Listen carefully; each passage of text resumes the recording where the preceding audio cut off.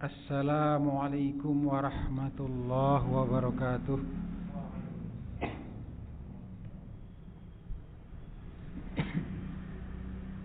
Alhamdulillah, wassalatu wassalamu ala rasulillah wa ala alihi wa sahbihi wa man tabi'ahum bi ihsanin ila yaumiddin, amma ba'd.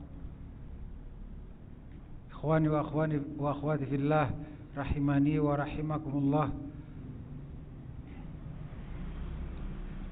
Semoga Allah Subhanahu wa ta'ala memberikan taufik kepada kita sehingga kita bisa mendapatkan ilmu yang benar dan bisa mengamalkan, dan amalan tersebut diterima oleh Allah Subhanahu wa ta'ala. Allahumma amin. Sebelum saya lanjutkan terkait dengan nama Allah Al-Batin, nama Allah Al-Batin, akhir dari ayat yang kita pelajari di dalam pertemuan yang telah lalu, nama Allah Al-Batin ini saya terjemahkan dengan memperhatikan syarah pada pertemuan yang telah lalu dengan yang maha meliputi. Saya terjemahkan seperti itu. Mengapa saya terjemahkan seperti itu? Pada pertemuan kemarin kita telah pelajari bahwa dari sabda Rasulullah sallallahu alaihi wasallam kita dapatkan tafsir dari Al-Batin.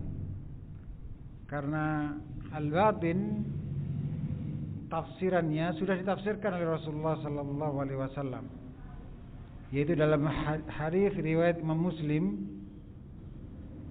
ketika 4 nama dalam ayat yang telah kita pelajari pada pertemuan kemarin ditafsirkan oleh beliau sallallahu alaihi wasallam.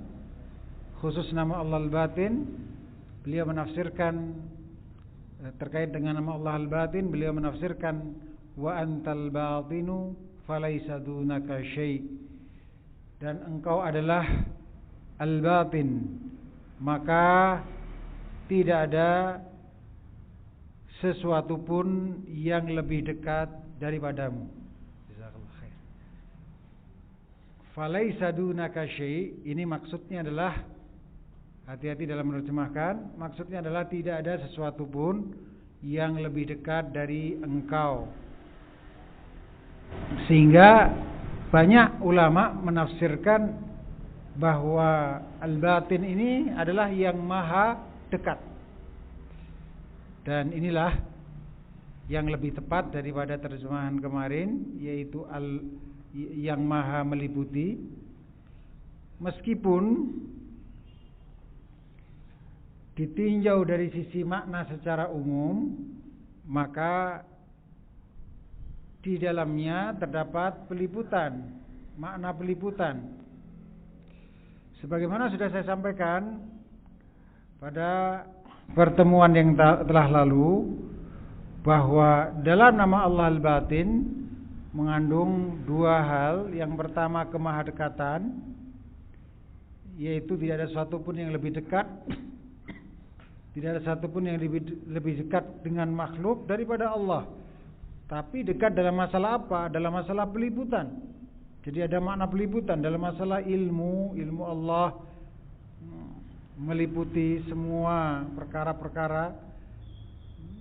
Kemudian kekuasaan Allah maha dekat dari sisi itu, bukan dari sisi kedekatan zat, bukan, tapi kedekatan peliputan umum. Juga demikian mengandung makna kebersamaan. Al-Batin ini di samping mengandung makna kedekatan, juga mengandung makna kebersamaan. Kebersamaan Allah dengan seluruh makhluknya, namun bukan kebersamaan zat, tapi kebersamaan peliputan ilmu, kekuasaan dan selainnya dari makna-makna ar-rububiyah. Intinya makna al-batin itu kalau dijabarkan dengan rinci diantaranya sebagai berikut, bahwa Allah Maha melihat. Penglihatan Allah itu mencakup seluruh perkara-perkara objek penglihatan. Allah Maha mendengar, dan pendengaran Allah mencakup seluruh suara-suara. Allah Maha mengetahui, dan pengetahuan Allah itu meliputi segala sesuatu. Tidak ada sesuatu pun yang tidak terlihat oleh Allah. Saya ulangi, yang tidak dilihat oleh Allah, yang tidak bisa dilihat, tidak ada sesuatu pun yang tidak bisa dilihat oleh Allah, tidak ada sesuatu pun suara yang tidak bisa didengar oleh Allah, tidak ada sesuatu pun yang tidak diketahui oleh Allah, dan seterusnya. Juga demikian, tidak ada sesuatu pun yang tidak dikuasai oleh Allah Subhanahu wa taala. Ini mengandung unsur makna peliputan. Oleh karena itu menerjemahkan dalam bahasa Indonesia agak sulit. Mengapa? Karena dekat dengan nama Allah lain, yaitu Al-Muhit yang Maha meliputi, juga dekat dengan maknanya dekat dengan nama Allah yang lainnya lagi, Al-Qarib yang Maha dekat. Jadi kalau mau diterjemahkan yang Maha meliputi, sudah ada nama Allah Al-Muhit yang Maha meliputi. Kalau diterjemahkan yang Maha dekat, sudah ada nama Allah yang lain, yaitu Al-Qarib yang Maha dekat. Maka dari itu kalau terjemahan bebas, ya sebetulnya ada sisi benarnya diartikan dengan yang Maha meliputi, tapi melihat syarah para ulama, terbanyaknya adalah memaknai dengan Al-Qarib, yaitu yang Maha dekat. Maka silakan Anda ganti yang Maha meliputi, terjemahannya dengan yang Maha dekat. Baik. Dan banyak ya, banyak nama-nama Allah yang mirip-mirip, Sebagian maknanya ada pada sebagian nama Allah yang lainnya. Tetapi kalau ditelusuri syarahnya, tafsirnya, ada sisi perbedaannya yang itu sulit diungkapkan dalam terjemahan hasil akhirnya dari nama Allah tersebut. Sulit diungkapkan dengan apa? Dengan bahasa Indonesia. Karena seperti kita ketahui, bahasa Arab bahasa yang Allah pilih sebagai bahasa Al-Quran, bahasa Al-Hadis. Maka tentunya bahasa ini bahasa yang paling afdal. Adapun kita di dalam menerjemahkannya tentu jika tidak bisa persis mentransfer dalam bahasa Indonesia, maka yang mendekati dari itu. Itu faedah pertama sebelum saya mulai melanjutkan materi yang ada pada pertemuan terakhir dari semester pertama ini. Ikhwan wa akhwat fillah rahimani wa rahimakumullah. Jadi al-batin silakan diganti dengan terjemahan yang Maha dekat, meskipun kalau diterjemahkan yang Maha meliputi ditinjau dari sisi makna kesimpulan umumnya, dilihat dari segala sisi, ada sisi benarnya. Tapi yang lebih tepat, mengingat para ulama banyak menafsirkan al-batin dengan yang Maha dekat, maka terjemahkan dengan terjemahan tersebut. Baik, ikhwani wa akhwat fillah rahimani wa rahimakumullah. Firman Allah Ta'ala yang berikutnya, wa tawakkal 'alal hayyil ladzi la yamut. Ini ayat yang sangat penting sekali. Dan bertawakallah Anda kepada yang Maha hidup, yang tidak mati. Surat Al-Furqan ayat 58 ini sangat penting sekali untuk kita hafal pendek, di samping pendek jadi prinsip hidup. Jangan Anda bertawakal kepada bapak Anda yang kaya. Jangan Anda bertawakal kepada dosen Anda yang cerdas. Jangan Anda bertawakal kepada IQ Anda. Jangan Anda bertawakal kepada kitab-kitab para ulama yang Anda koleksi lengkap di rumah Anda. Jangan Anda bertawakal kepada lingkungan di Jogja yang banyak taklim. Jangan Anda bertawakal kepada selain Allah. Termasuk pada diri sendiri. Jangan bertawakal kepada diri sendiri, tapi bertawakallah kepada Allah. Apa rahasianya? Allah Al-Hayyu, Allah yang Maha Hidup. Allah yang Maha Hidup. Sedangkan selain Allah bukan Al-Hayyu, bukan yang Maha Hidup. Kita nanti akan mati, bapak akan mati, dosen akan mati, ustadz akan mati, kitab bisa hangus, terbakar, dan seterusnya.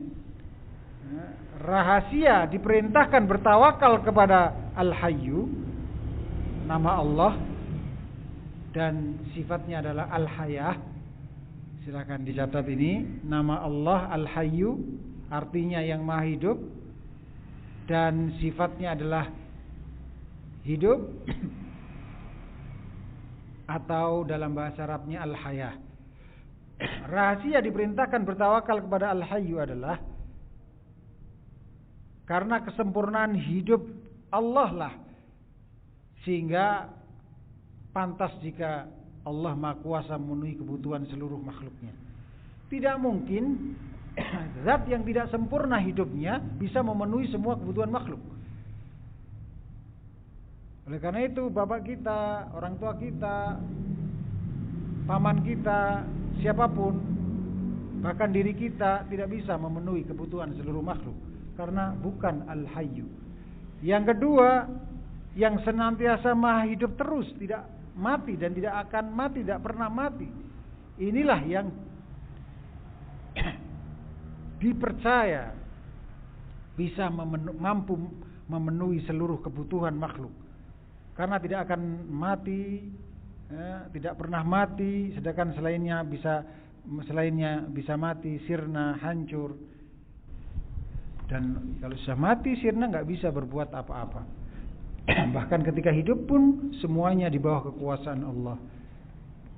Kemudian yang ketiga, alasan atau rahasia yang ketiga, bahwa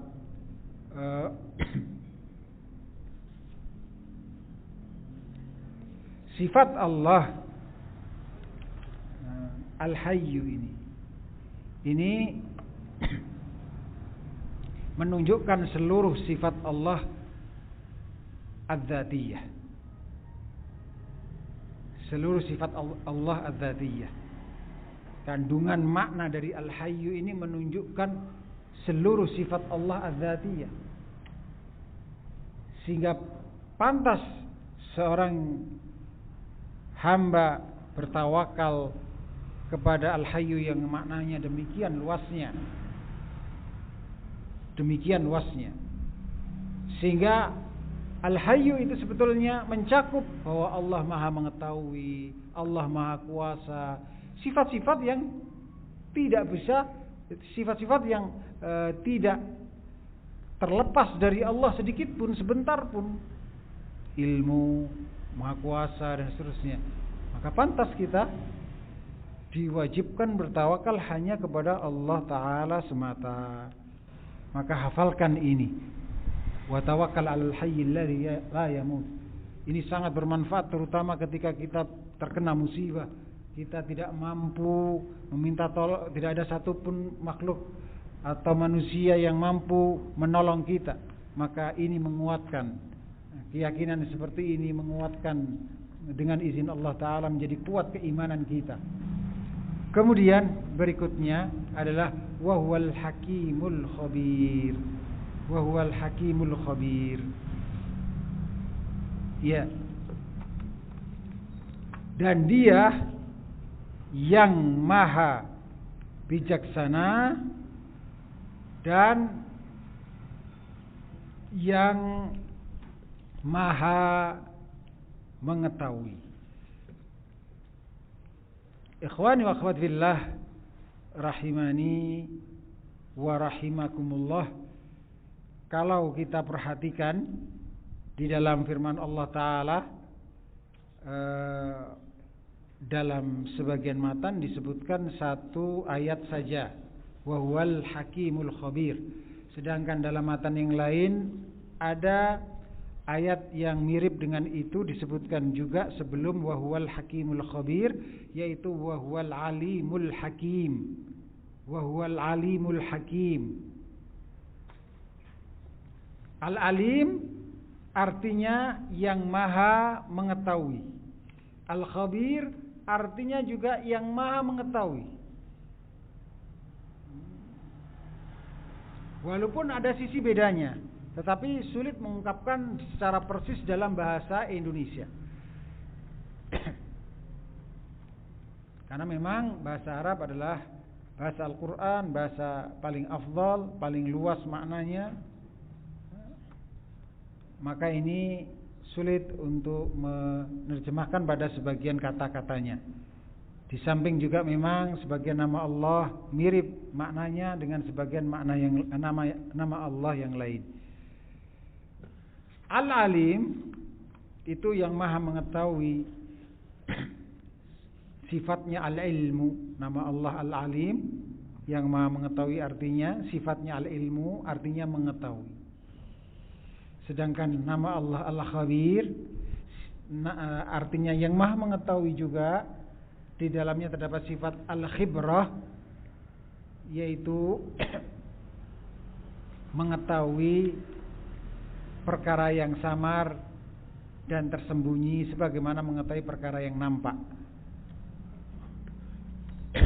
Jadi jika ingin dibedakan antara al-khabir dan al-alim, maka al-khabir ada sisi makna penekanan kepada mengetahui perkara-perkara yang batin, perkara-perkara yang samar, yang tersembunyi. Walaupun juga al-khabir mengandung makna mengetahui perkara-perkara yang zahir. Kalau yang samar saja mengetahui, apalagi yang zahir. Tetapi secara umum terjemahannya sama, yang maha mengetahui. Adapun al-hakim nama Allah, artinya yang maha bijaksana dan maha penentu hukum. Mengapa diartikan dua poin itu, yang maha bijaksana lagi maha penentu hukum? Karena dalam nama Allah Al-Hakim terdapat dua sifat Allah. Yang pertama sifat al-hikmah, bijaksana, dan yang kedua sifat al-hukmu, memiliki hukum, menentukan hukum. Al-Hakim itu mengandung dua pengertian. Yang pertama pengertian Al-Hakim, inilah yang menunjukkan sifat al-hukmu, menentukan hukum, memiliki hukum. Dan karena al-hakim makna yang pertama itu artinya yang menentukan hukum. Al-hakim maknanya bisa al-hakim, sehingga ini menunjukkan sifat al-hukmu. Allah lah yang menentukan satu-satunya pemilik hukum, penentu hukum. Baik hukum kauni, yaitu hukum yang Allah takdirkan atas atas hamba-hambanya, berupa menciptakan hamba-hambanya, penciptaan hamba-hambanya, memberi rezeki, menghidupkan, dan seterusnya, baik maupun hukum syar'i. Baik hukum di dunia juga termasuk hukum di akhirat. Al-Hakim dengan makna yang kedua yaitu Al-Muhkim, yang memiliki hikmah, yang maha bijaksana. Jadi menunjukkan sifat al-hikmah. Dan namanya hikmah itu memposisikan sesuatu sesuai dengan posisinya. dengan tujuan yang terpuji. Al-hikmah tidak sama dengan adil. Kalau adil hanya menempatkan sesuatu pada posisinya. Sampai situ saja, itu adil. Tetapi kalau hikmah adil dan plus. Hikmah adalah memposisikan sesuatu sesuai dengan posisinya ditambah dengan makna, yaitu dengan tujuan yang terpuji. Dengan tujuan yang terpuji. Intinya Al-Hakim nama Allah, artinya yang maha bijaksana, lagi maha menentukan hukum. Dan sifatnya ada dua, sifat Al-Hikmah bijaksana dan sifat Al-Hukmu, yaitu memiliki dan menentukan hukum. Apa rahasia digabungkannya ilmu Allah Ta'ala yang terisaratkan dalam firman Allah Ta'ala, wa huwal alimul hakim, wa huwal alimu, dengan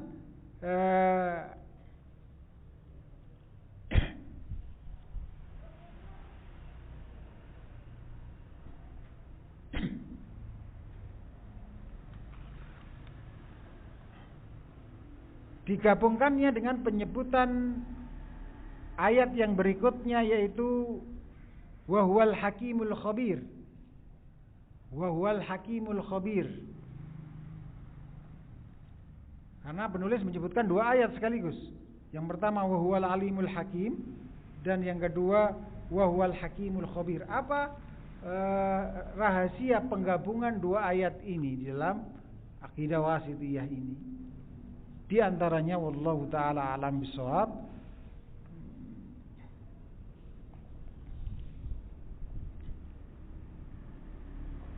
bahwa di dalamnya terdapat penyebutan penjelasan umum terlebih dahulu sebelum penjelasan khusus.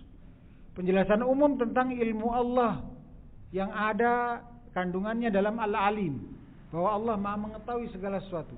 Baru dijelaskan lebih spesifik penekanannya, yaitu Al-Khabir, agar tidak ada sangkaan bahwa Allah hanya mengetahui perkara-perkara yang zahir saja. Baik, ikhwan wa akhwat fillah rahimani wa rahimakumullah, masih terkait dengan sifat al-ilm di dalam akidah wasithiyah ini, dilanjutkan oleh penulis dengan menyebutkan firman Allah Subhanahu wa taala di dalam salah satu ayatnya. Allah taala berfirman, ya'lamu ma yaliju fil ardi wa ma yakhruju minha wa ma yanzilu minas sama'i wa ma ya'ruju fiha. Dia mengetahui apa yang masuk ke dalam bumi dan apa yang keluar darinya, dan apa yang turun dari langit dan apa yang naik kepadanya. Ya.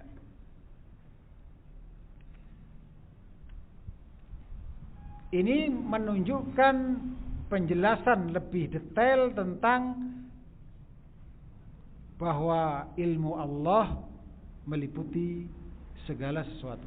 Ilmu Allah mencakup segala sesuatu. Allah Maha mengetahui segala sesuatu, termasuk seluruh apa yang masuk ke dalam bumi dan seluruh apa yang keluar darinya.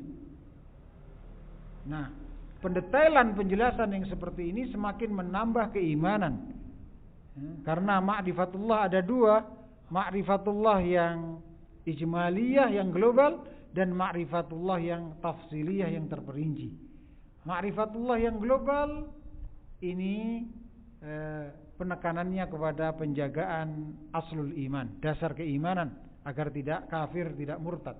Adapun pengetahuan ma'rifatullah, mengenal Allah yang terperinci, kita detailkan penjelasan tentang ilmu Allah, maka ini semakin menambah keimanan kita.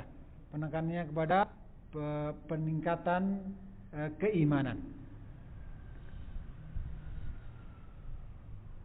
Berikutnya adalah firman Allah Subhanahu wa taala tentang mafatihul ghaib. Allah Maha mengetahui mafatihul ghaib. Wa 'indahu mafatihul ghaib la ya'lamuha illahu. dan hanya di sisinya sajalah. Hanya di sisi Allah sajalah kunci-kunci semua yang gaib. Di sini menunjukkan hanya Allah yang tahu mafatihul ghaib. Dari mana? Dari pendahuluan indahu. Kaidah taqdimu ma haqquhu ta'khir yufidul hasr. Mendahulukan sesuatu yang pada asalnya diakhirkan, maka ini menunjukkan pembatasan. Hanya di sisi Allah lah kunci-kunci semua yang gaib. Apalagi ditegaskan dengan bentuk pembatasan yang paling terkuat dalam bahasa Arab, yaitu digabungkannya nafi dan isbat. La ya'lamuha illahu.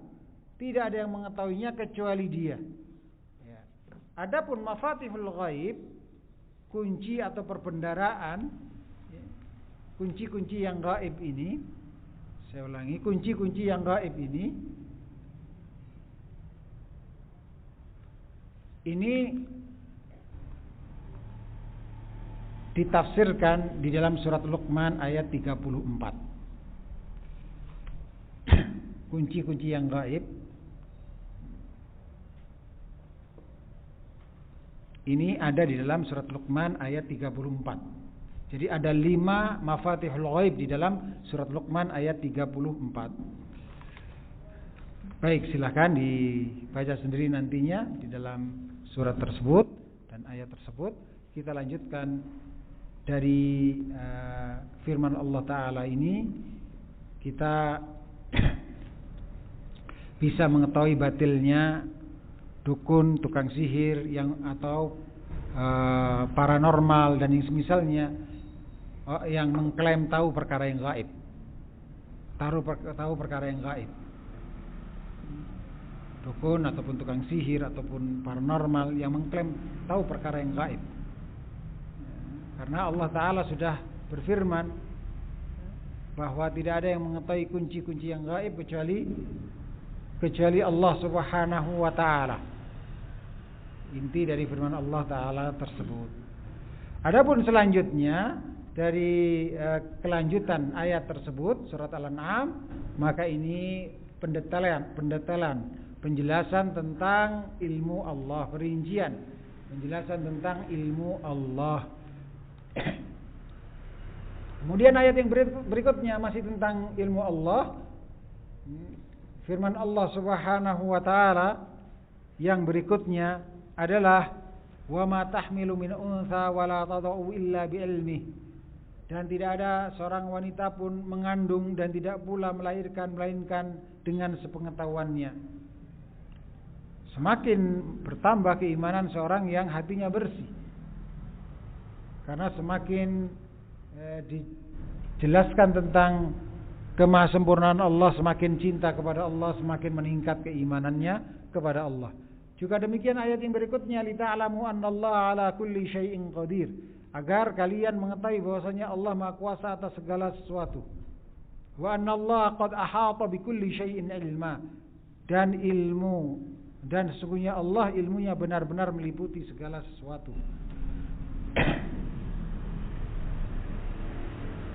Jadi ayat ini juga menunjukkan tentang ilmu Allah meliputi segala sesuatu. Luasnya peliputan ilmu Allah. Berikutnya adalah innallahu war-razzaqu dzul quwwatil matin. Sebelum kita lanjutkan dalam ayat ini, penjelasan ayat ini, ayat yang sebelumnya tadi surat At-Talaq ayat 12, di dalamnya juga terkandung tujuan diciptakannya makhluk, tujuan diciptakannya kita, manusia maksudnya. Apa tujuan diciptakannya manusia?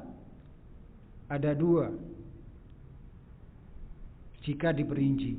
Yang pertama adalah ada dalam firman Allah Ta'ala, wa ma khalaqtul jinna wal insa illa liya'budun, dan tidaklah aku ciptakan jin dan manusia kecuali untuk beribadah kepadaku saja.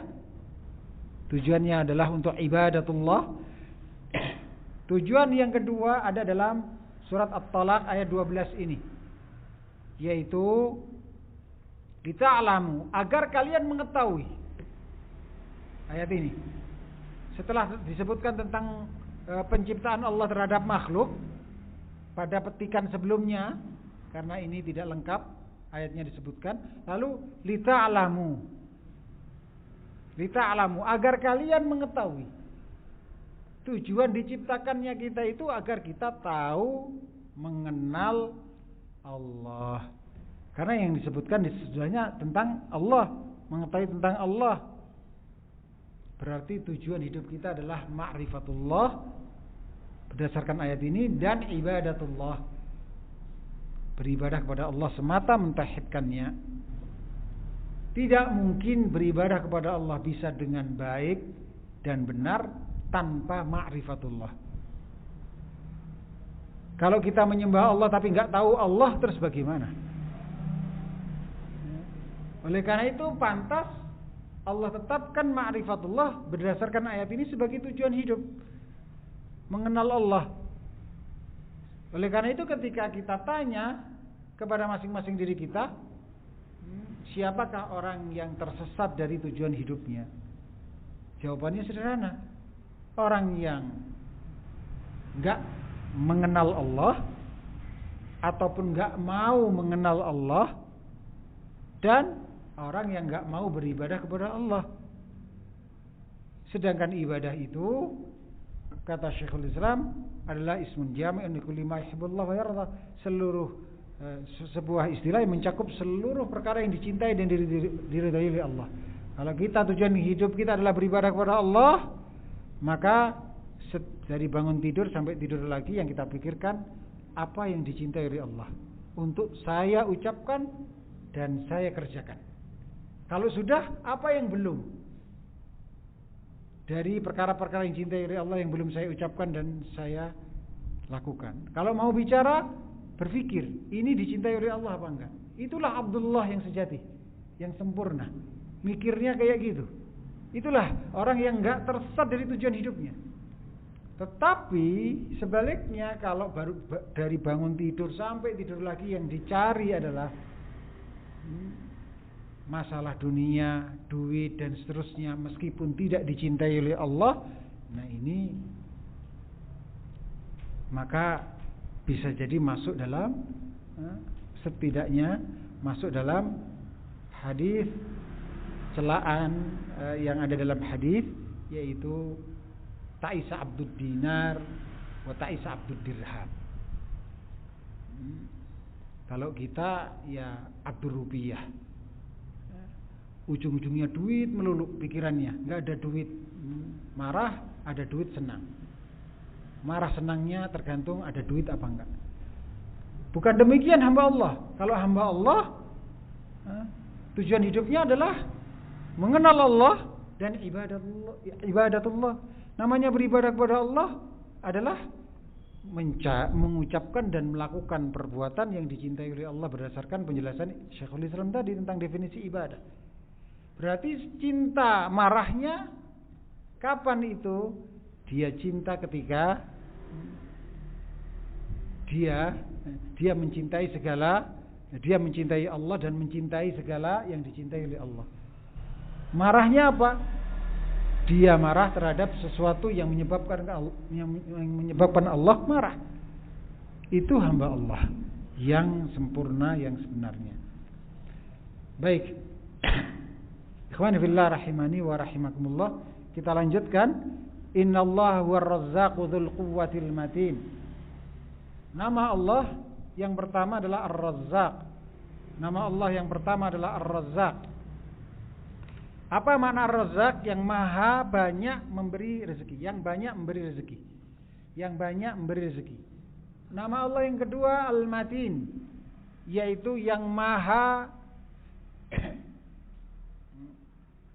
sampai kepada puncak kesempurnaan sifatnya. Yang maha sampai kepada puncak kesempurnaan sifatnya. Al-Matin sifatnya adalah Al-Matanah, yaitu maha sempurna seluruh sifat-sifatnya. Jadi maksudnya sifat-sifat Allah sampai pada semuanya, sampai pada puncak kesempurnaannya. Adapun Ar-Razzaq, nama Allah yang artinya yang banyak memberi rezeki, sifatnya adalah Ar-Razqu, pakai fathah ra-nya, bukan Ar-Rizqu. Ar-Rizqu rezekinya, sedangkan Ar-Razqu sifat memberi rezeki. Itulah bahasa Arab, begitu detail dan sensitif. Salah ngomong sedikit, maka apa? Yang tadinya pengen menyenangkan jadi membuat marah, atau sebaliknya. Salah sedikit maknanya bisa salah fatal sekali. Rezeki itu maksudnya segala sesuatu yang bermanfaat bagi makhluk, itulah rezeki. Rezeki ada rezeki umum yang terkait dengan kemakmuran badan, yang bermanfaat bagi badan kita, yang mana ini diberikan kepada orang kafir maupun kepada orang muslim maupun kepada orang kafir, bahkan binatang. Jadi nggak ada bedanya. Jika kita membangga-banggakan rezeki umum yang terkait dengan kemakmuran duniawi badan semata, ini nggak ada bedanya sebetulnya dengan binatang, karena binatang pun juga diberi rezeki umum. Nah, yang membedakan kita dengan binatang, yang membedakan kita dengan orang kafir adalah rezeki yang khusus, yaitu segala sesuatu yang bermanfaat bagi keimanan kita, bagi agama kita. Inilah yang menyebabkan seorang muslim berbangga, bukan rezeki yang pertama tadi, rezeki umum. Kalau hanya sekedar rezeki umum, tidak menyebabkan kita patut berbangga. Banyak orang yang kafir yang lebih kaya dari sebagian kaum muslimin. Kemudian para jamaah rahimani wa rahimakumullah, sehingga ketika Anda kecopetan, kehilangan uang 1 juta dari dompet Anda, rasa sedihnya kayak apa? Atau mungkin bagi yang kaya mungkin kecopetan 1 miliar, sedihnya kayak apa? Kecurian 1 miliar, sedihnya kayak apa? Tapi itu baru rezeki umum. Harusnya kita lebih sedih kehilangan rezeki khusus. Apa rezeki? Namanya rezeki kan segala sesuatu yang bermanfaat bagi kita. Kalau khusus berarti bermanfaat bagi keimanan kita.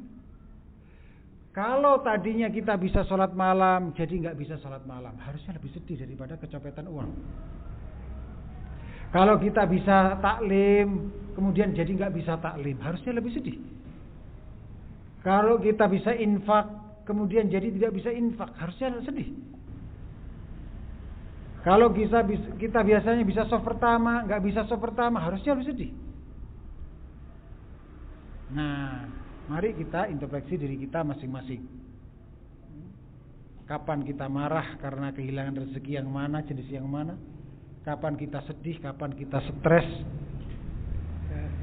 Dan bagaimana sikap kita kepada rezeki yang khusus? Baik, adapun al-quwwah adalah maha kuat. Maha kuat. Ini adalah sifat Allah. Sifat Allah juga. Baik. Berikutnya adalah firman Allah Ta'ala. Di samping juga tentunya nama Allah ya. Dalam innallaha huwar razzaqu dzul quwwatil matin. Ada berapa nama Allah? 3. Allah, Ar-Razzaq dan Al-Matin. Ada berapa sifat Allah? 4. Al-Uluhiyah, Ar-Razqu, Al-Matanah dan Al-Quwwah. Firman Allah Ta'ala, laisa kamitslihi syai' wa huwas samiul basir, sudah berlalu penjelasannya. Mulai kita mempelajari sifat Allah As-Sam'u dan Al-Basaru. Firman Allah yang lainnya tentang As-Sam'u wal Basaru adalah innallaha kana sami'an basira. Sesungguhnya Allah adalah Maha mendengar lagi Maha melihat. Ya. Sifat Allah As-Sam'u mendengar, Al-Basaru melihat. Nama Allah yang pertama As-Sami, yang Maha mendengar. Dalam surat Asy-Syura tadi. Dan juga demikian Al-Basir, yang Maha melihat. As-Sami, yang Maha mendengar. Baik. Pendengaran Allah dan penglihatannya ada dua macam makna. Makna yang pertama, pendengaran Allah yang bermakna penangkapan suara. Penglihatan Allah juga begitu. Makna yang pertama adalah penangkapan objek penglihatan. Itu namanya melihat. Mendengar, menangkap objek pendengaran, melihat, menangkap objek penglihatan. Alias melihat.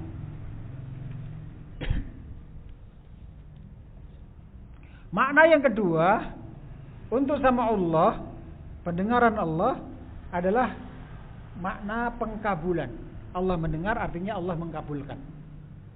Sehingga ketika kita mengucapkan dalam salat kita, Sami'allahu liman hamidah, hadirkan ilmu tentang, manfaatkan ilmu tentang tauhidul asma wa sifat ini. Karena mendengar dalam kalimat Sami'allahu liman hamidah bukan hanya penangkapan suara saja, tetapi juga mengandung makna pengkabulan. Apa maksudnya? Arti Sami'allahu liman hamidah, Allah Maha mendengar. Kalau apa adanya artinya Allah Maha mendengar orang yang memujinya. Tetapi terkandung makna doa. Semoga Allah mengkabulkan harapan orang yang memujinya. Apa harapan orang yang memuji Allah? Diberi pahala oleh Allah Ta'ala. Sehingga ketika kita mengucapkan Sami'allahu liman hamidah, hadirkan dalam ucapan salat itu bahwa kita berdoa kepada Allah supaya Allah memberikan pahala kepada kita karena kita mengucapkan ucapan pujian setelahnya, Rabbana walakal hamd. Baik. Untuk penangkapan suara, untuk al-basar, makna yang kedua adalah penglihatan dengan makna pengetahuan. Penglihatan dengan makna mengetahui. Sedangkan pendengaran Allah, berarti tadi saya ringkas ada dua, yaitu pengkabulan dan penangkapan suara. Kalau al-basar yaitu mengetahui dan penangkapan objek penglihatan. Terkait dengan makna as-sam'u dengan jenis penangkapan suara, maka itu kalau dalam dalil, setiap ada dalil tentang pendengaran Allah lalu maknanya adalah penangkapan suara, jangan buru-buru berhenti sampai di situ saja dalam memaknai pendengaran Allah dalam ayat tersebut atau dalil tersebut. Tetapi lebih detailkan bahwa makna penangkapan suara itu ada 3 macam dalam dalil. Setiap Anda mendapatkan ayat tentang pendengaran Allah, coba telitilah. Ini maknanya sekedar mendengar suara saja atau juga ada tambahan mengkabulkan. Kemudian juga ini maknanya penangkapan suara atau pengkabulan. Kalau sudah ditentukan maknanya penangkapan suara, rinci lagi menjadi 3. Yang pertama yaitu tentang penjelasan keumuman peliputan pendengaran Allah. Makna dari ayat ini adalah kabar bahwa Allah itu mendengar segala sesuatu. Penjelasan peliputan pendengaran Allah terhadap seluruh suara. Kemudian makna yang kedua adalah pertolongan Allah, peneguhan Allah. Allah mendengar, artinya bukan hanya sekedar Allah mendengar suara, tapi juga menolong, meneguhkan. Dan yang ketiga, mengancam.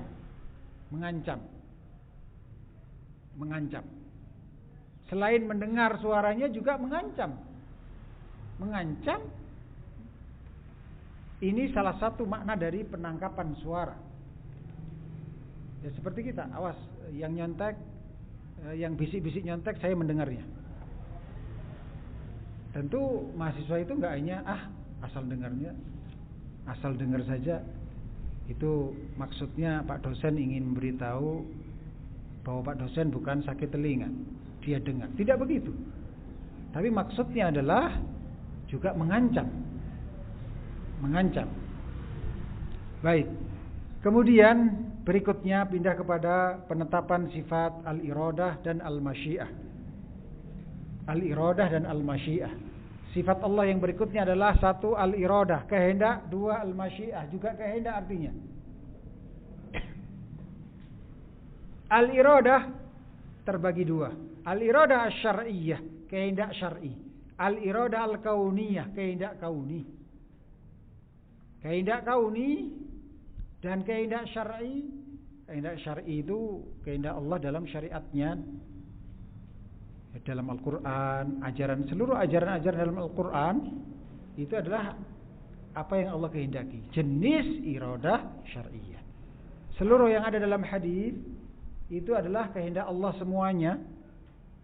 Allah menghendaki ajaran-ajaran itu, maksudnya demikian secara syar'i, iradah syar'iyah. Adapun al-iradah al-kauniyah terkait dengan pentakdiran apa? Makhluk. Allah mematikan sebagian makhluk, menghidupkan sebagian makhluk, Allah menciptakan makhluk, mengatur alam semesta ini. Itu semuanya kalau terjadi maka itu berarti Allah kehendaki secara kauni, jenis iradah kauniyah. Penting untuk mengetahui dan membedakan dua macam iradah ini. Kenapa? Karena tersesatnya Jabariyah, nanti akan ada penjelasan kelompok-kelompok sesat dalam wasitiyah ini. Alhamdulillah, insyaallah taala. Itu karena enggak faham membedakan dua macam iradah ini.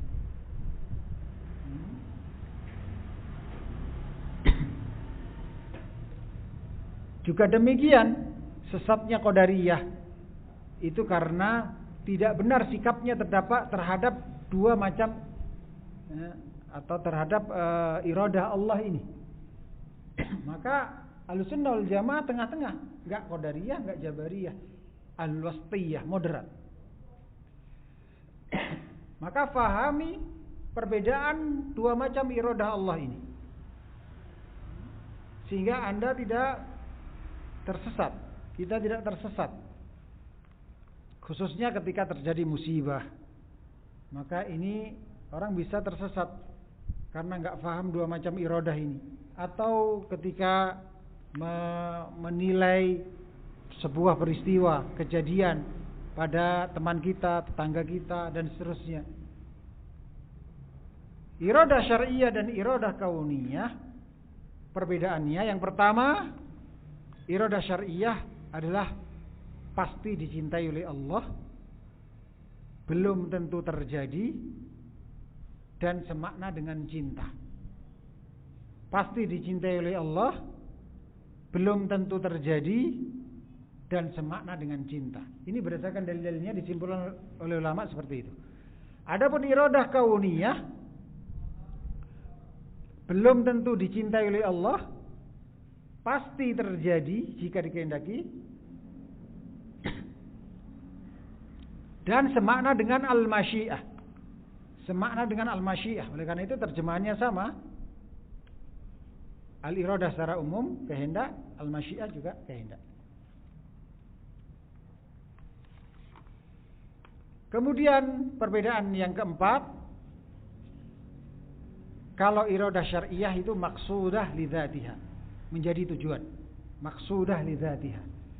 Kalau iradah kauniyah maqsudah li ghairiha, bukan tujuan tapi wasilah, sarana. untuk tujuan yang lain, untuk suatu tujuan. Saya ulangi, iradah syar'iyah itu ciri khasnya 4, pasti dicintai, belum tentu terjadi, semakna dengan cinta, dan maksudah lidzatiha, merupakan tujuan.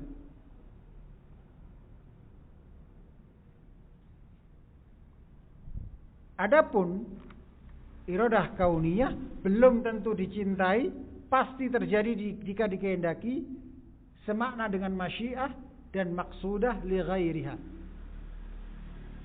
sebagai sarana bukan tujuan. Sarana untuk sebuah tujuan dan bukan tujuan.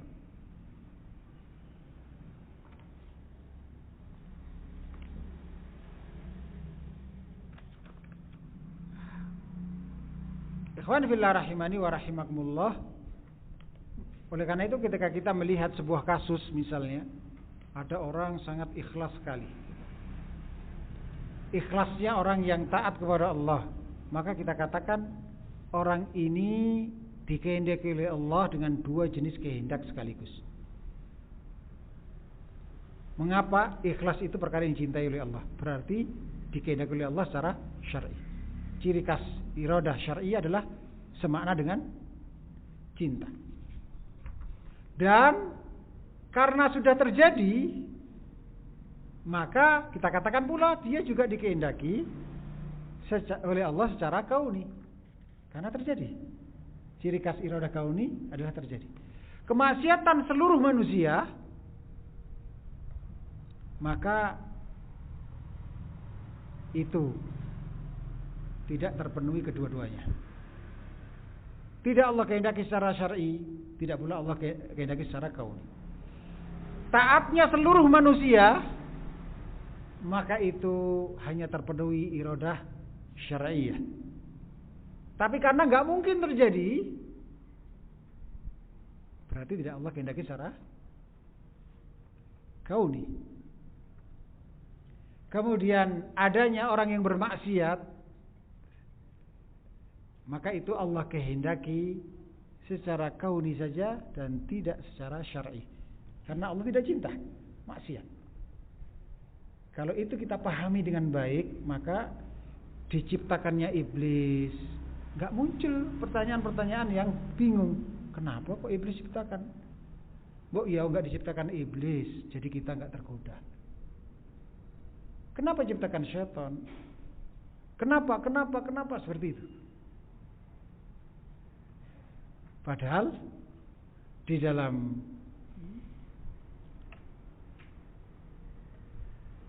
syariat Islam yang akan ditanya, dimintai pertanggungjawaban itu bukan Allah.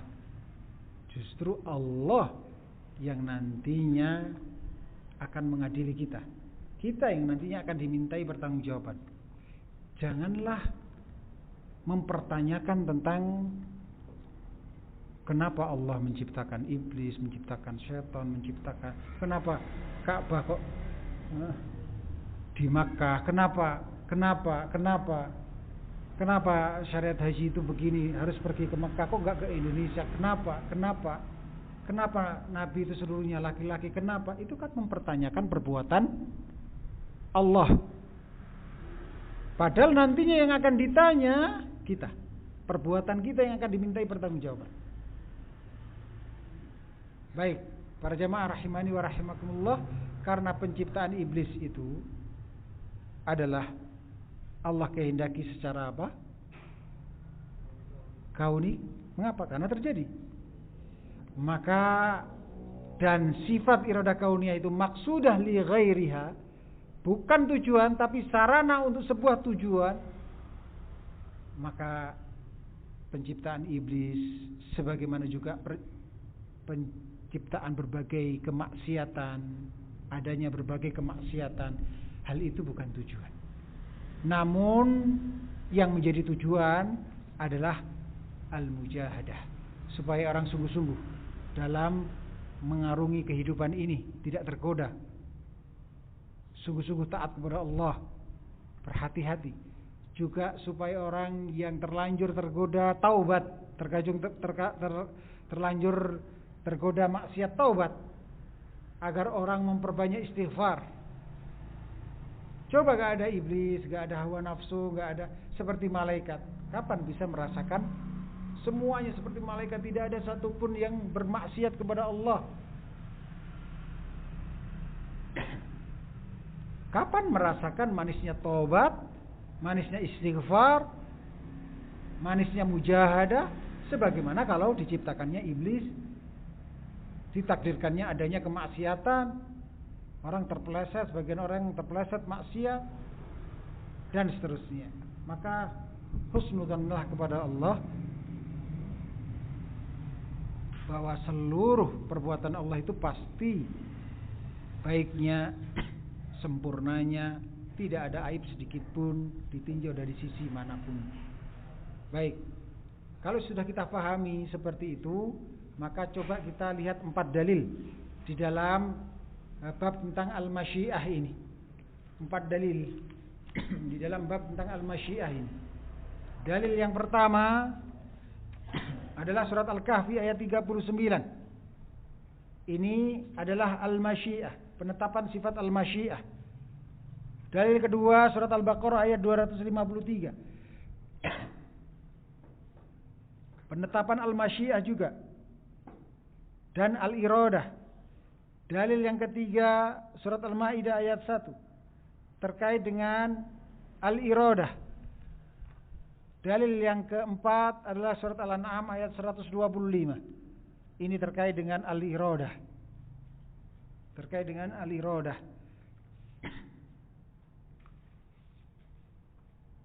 Mengingat waktu, silakan Anda baca sendiri ayat-ayatnya. Satu ayat saja saya jelaskan yang sangat bermanfaat bagi keimanan kita. Allah Ta'ala berfirman di dalam surat Al-An'am ayat 125, "Faman yuridillahu an yahdiyahu yashrah sadrahu lil Islam." Barang siapa yang Allah menghendaki akan memberikan kepadanya petunjuk, niscaya dia melapangkan dadanya untuk menerima, memahami dan melaksanakan seluruh ajaran Islam. Baik. Ikhwan wa akhwat fillah, rahimani wa rahimakumullah. Dari ayat ini kita ambil sebuah faedah besar, bahwa pelapangan dada, walaupun dada tidak seluas lapangan, pelapangan dada ini sebagai tanda bahwa Allah menghendaki kebaikan bagi hamba yang dilapangkan dadanya tersebut untuk memahami Islam dan mengamalkannya. Berdasarkan ayat ini, karena maksud yashrah sadrahu lil Islam, saya ulangi, yashrah sadrahu lil Islam, niscaya Allah akan melapangkan dadanya lil Islam. Maksud lil Islam di sini memahami ajaran agama Islam dan mengamalkannya. Maka ketika Anda belajar agama Islam dalam majelis taklim, lalu Anda dapatkan dada Anda lapang, riang, ringan, gembira, itu berarti Allah menghendaki kebaikan kepada Anda. Fama yuridillah, kan awalnya begitu. Maka barang siapa yang Allah kehendaki an yahdiyahu, untuk diberi petunjuk.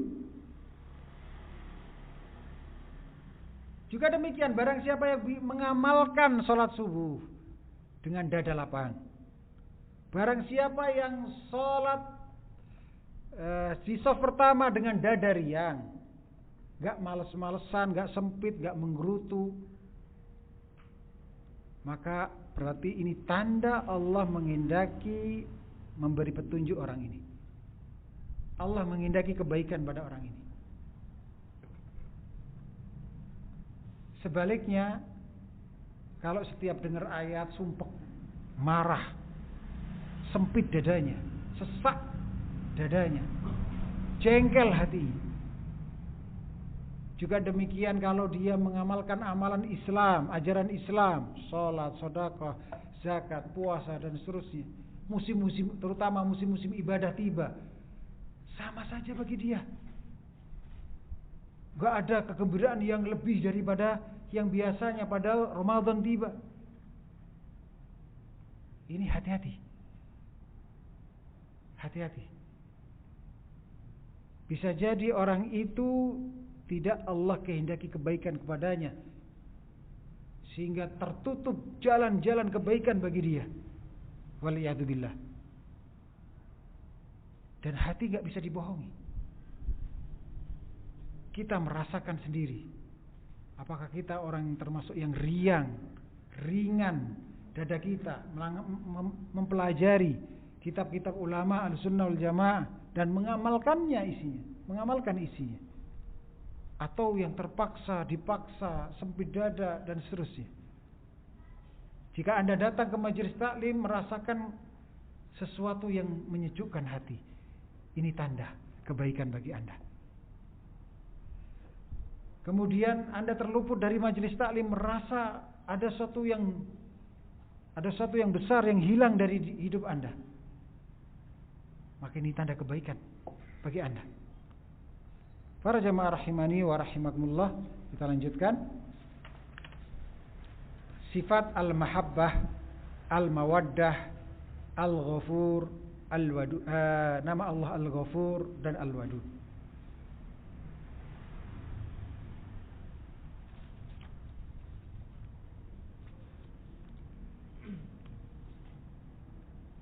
Al-mahabbah artinya cinta.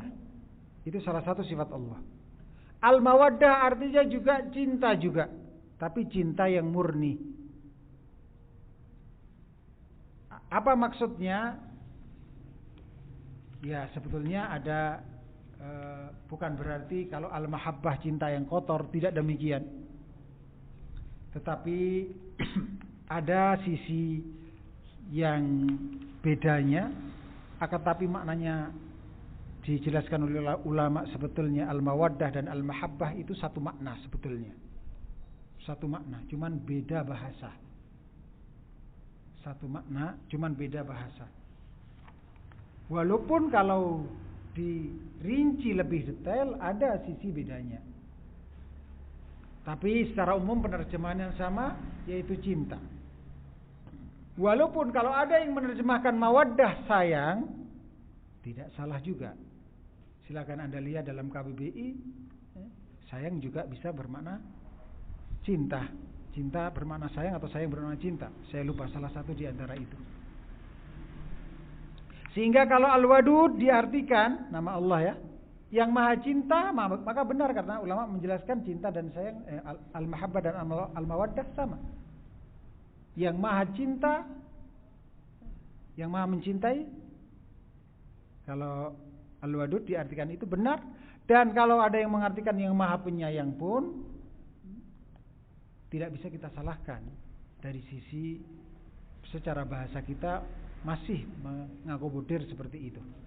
Baik, dengan demikian al-wadud artinya yang maha mencintai. Sifatnya al-mawaddah. Dan di antara sifat Allah yang lain adalah al-mahabbah. Al-mawaddah dan al-mahabbah maknanya sama, yaitu cinta. Al-ghafur yang maha pengampun. Yang maha pengampun. Setelah bab tentang penetapan sifat al-iradah, lalu diiringi bab penetapan sifat al-mahabbah. Apa rahasianya penggabungan ini oleh Syekhul Islam Ibn Taimiyah? Jawabannya adalah sebagai bantahan terhadap orang yang menyamakan al-masyiah dan al-mahabbah, bahwa keduanya saling melazimkan. Ini salah.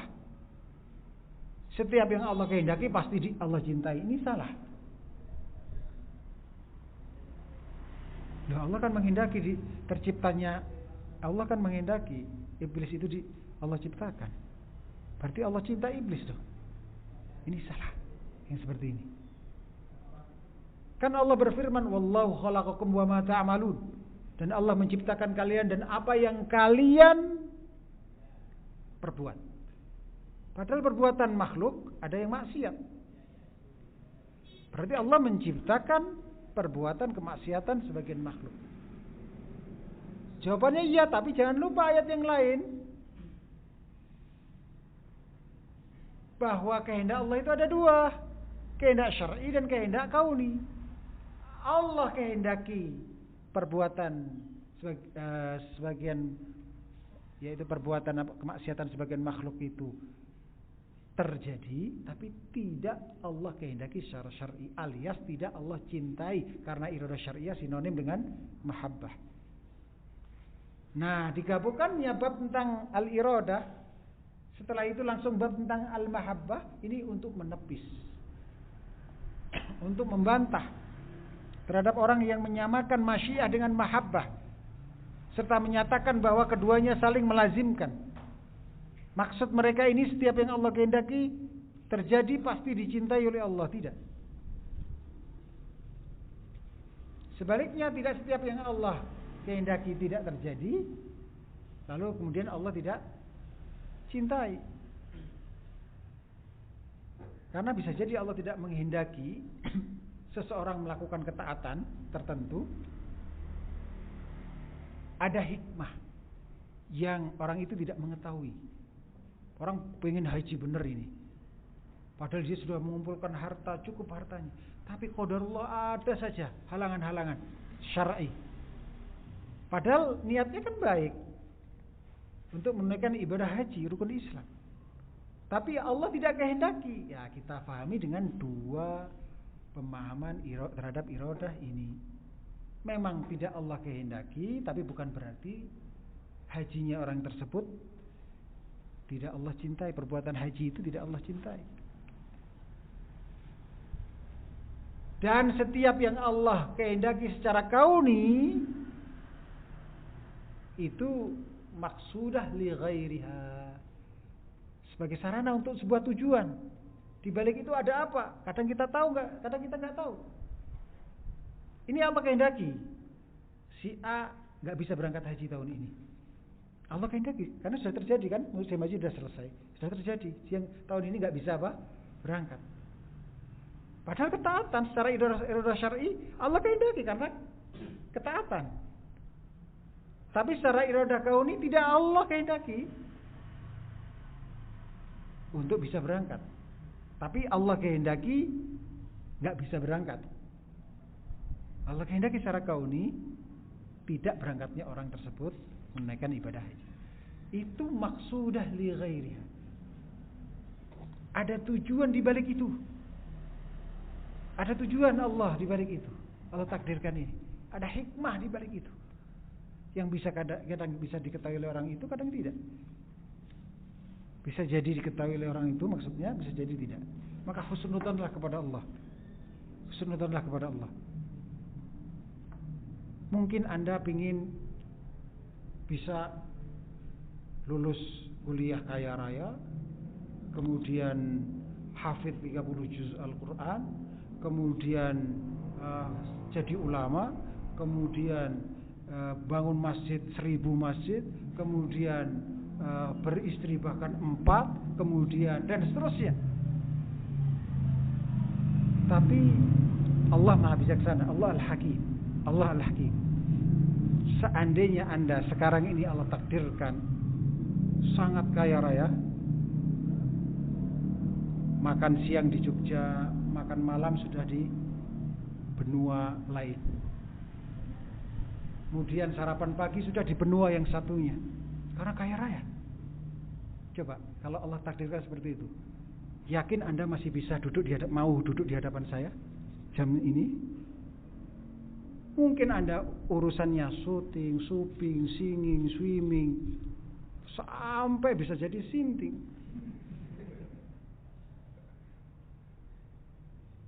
Apakah masih mau duduk di hadapan saya? Kalau seandainya Allah takdirkan Anda tiap hari keluar negeri, meeting. Nah, Allah Maha tahu siapa yang kalau Allah jadikan kaya semakin bersyukur. Maka dari itu ini pengaruh keimanan yang kuat mempelajari ma'rifatullah at-tafsiliyah, mengenal Allah secara terperinci ini. Para jamaah rahimani wa rahimakumullah, berikutnya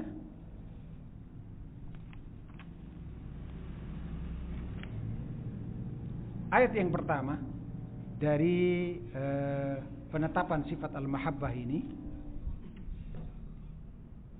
sudah 32 ya, insyaallah 17:32. Baik, ternyata belum bisa sampai akhir dari target untuk semester ini, maka kita cukupkan ujiannya hanya sampai